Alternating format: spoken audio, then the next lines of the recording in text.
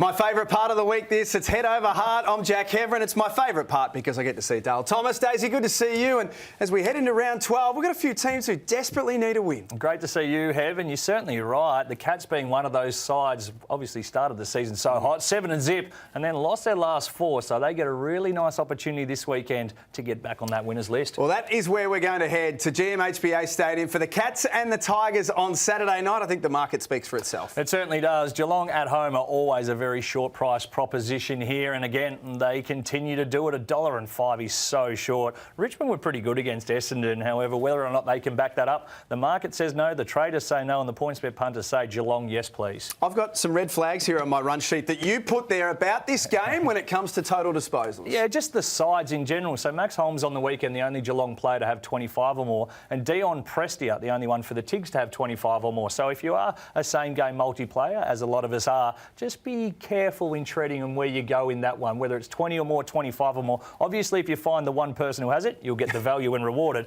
but it makes it a lot tougher. Speaking of that, let's have a look at your same-game multi. Geelong to win in this one, Tanner Bruin to have 20 or more, the same with Liam Baker, 20 or more. See how I'm keeping it nice and safe there. And Tyson Stengel, who's hit some real form in this middle part of the season. Kick 2 or more goals, get you a nice 452.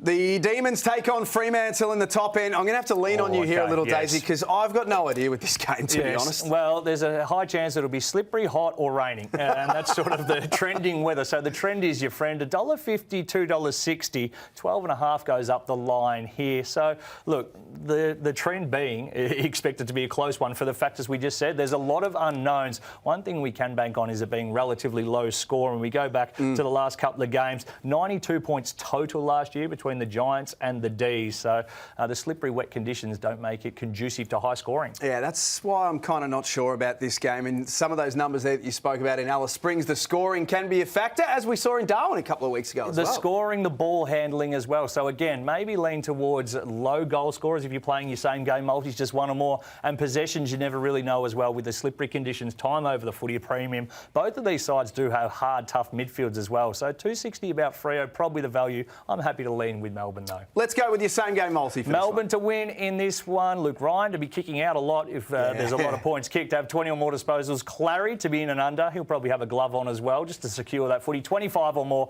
And Cade Chandler to hit the scoreboard any stage, gets you $2.92. Now, this last game of the round is a really interesting one. The Gold Coast Suns and Essendon. This game is right up for grabs. It is, and the more you think about it, the more you dive into it, you come up with Essendon 225 seems the value. Second on the ladder, keep outperforming the market. But again, 7.5 is the line, so a close contest. The factor is that the Gold Coast Suns get back home. They're 4 from 4 there this year, as opposed to their travelling record, which has been horrible. So $1.65, I'm starting to lean towards them too. And if you are, I'll tell you in a minute why I'm figuring that out. I'm fascinated in that. I think we've assessed the Bombers and said that they're going to be a finals team this year. They should be.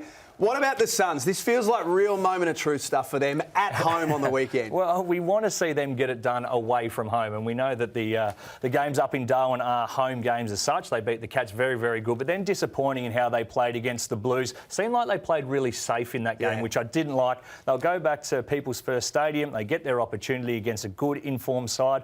And I'm liking what I'm seeing. Let's go with your same game multi. I feel like there's something very different coming here. Well, the Gold Coast Suns to win, right? And if they do, this is what's going to have to happen. Noah Anderson's going to have 25 or more disposals in the midfield, maybe going head-to-head with one of the guns from the Bombers. Nick Holman, I think he'll go to Martin off half-back. The two Nicks going at it there because Martin keep getting the footy, setting them up. So he'll be on him, then off him. 2 goals for him, $6.50. Wow. This is where it just injects some real value. And Ben King, well, if the Gold Coast Suns are going to win, they're going to need to kick a big score. King kicks 3 or more. That all happens. I think they win. We take the 1870. We go to the bank. We say thank you very much. And we say thank you very much to you as well. This game, really interesting. Round 12, really interesting as a whole. You can check out Daisy's market there and all of our markets for the weekend's footy at the PointsBet app.